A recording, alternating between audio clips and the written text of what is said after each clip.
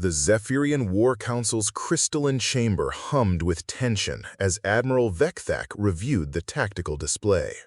The blue-green hologram showed Earth, a small, insignificant marble orbiting an unremarkable yellow star. The planet's surface was still smoldering from their orbital bombardment 3 cycles ago. Status report on the human homeworld. Vekthak's mandibles clicked with satisfaction. 17 major population centers obliterated, Admiral, reported Subcommander Kilneth. Estimated casualties, 2 billion primitives.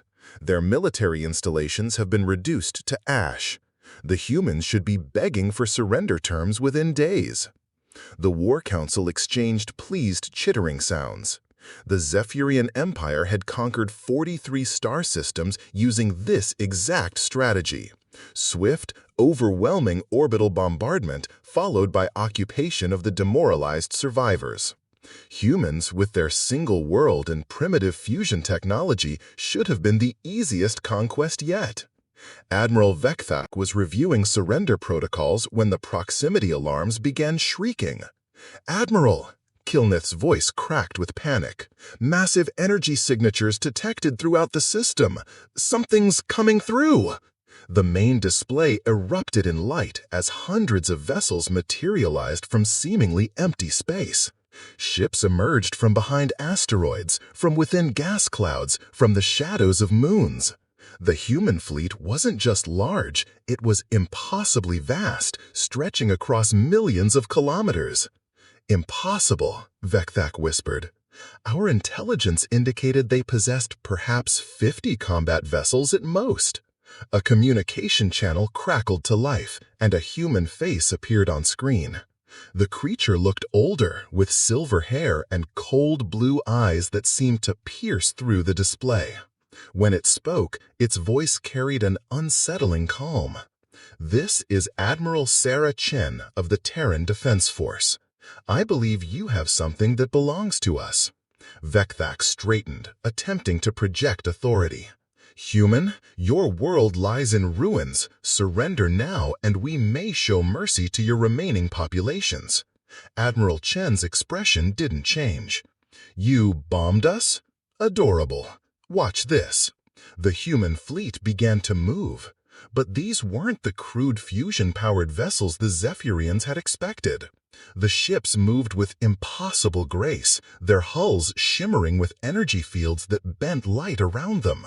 Massive dreadnoughts the size of small moons glided alongside sleek destroyers that seemed to phase in and out of reality. "Admiral," Kilneth's voice was barely a whisper, "their weapon signatures, they're not using fusion technology. These readings suggest antimatter containment, quantum disruptors, and something else, something I don't recognize." On screen, Admiral Chen continued with that same unnervingly calm tone. "Did you really think Earth was our only world? We've been among the stars for 3 centuries.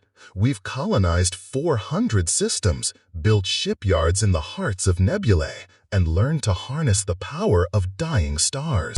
The truth hit Vekthak like a physical blow. Earth hadn't been humanity's only world. It had been their memorial garden, a carefully maintained monument to their origins, populated by those who chose to remain and tend to humanity's birthplace. "You attacked our sacred ground," Chen said, and now there was ice in her voice. "You murdered the gardeners of our past, the poets, the historians, the keepers of our collective memory." The human fleet formed a perfect sphere around the Zephyrian armada. Each ship bristled with weapons that defied the aliens' understanding of physics. Energy readings spiked beyond their instruments' ability to measure. "We are humanity," Admiral Chen declared. "We are the species that survived ice ages and plagues, that split atoms and touched the void between galaxies. We are the children of a world that tried to kill us in every way imaginable, and we loved it anyway.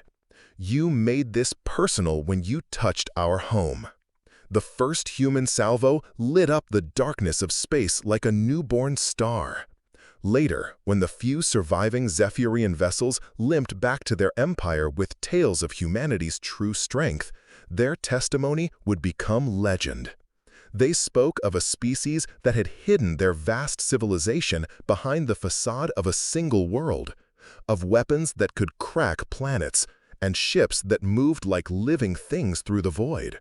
But mostly, they remembered Admiral Chen's words, and the terrible lesson learned too late: never mistake human sentiment for human weakness.